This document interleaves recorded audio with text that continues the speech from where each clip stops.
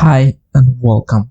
So in this tutorial, we will collect the OMDB API to fetch the data. So if you guys don't know what is a OMDB API stands for Open Movie Database API. It is free web service to obtain movie information. So we can use the OMDB free API.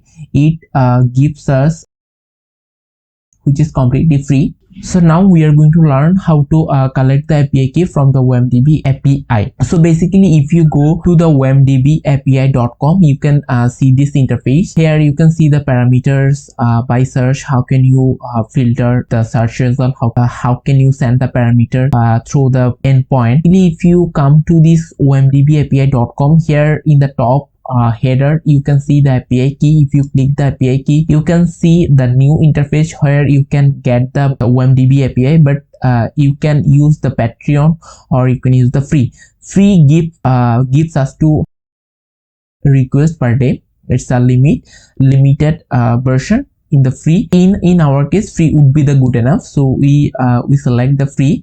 Then you have to write your email, first name, last name, use. If you submit the form, the API key will send in your mail. So in my case, I already generated the API key. If you see the mail, so I already got a mail. Here is my API key. So yeah, this is the API key. So now if you want to make a request from OMDB API, that's what you have to do. If you go to the bottom, you can search it by a title, you can search it by the movie ID. So if I just click in this here, to see we can already get data by using the OMDB API. So yeah, that's it in this tutorial. The next tutorial will show you the create the homepage header in our project. So basically from the next video we are going to start the project coding. So that's it. If you enjoy this video, please like, comment, share and subscribe my YouTube channel, and I will see you in the next one. Thank you.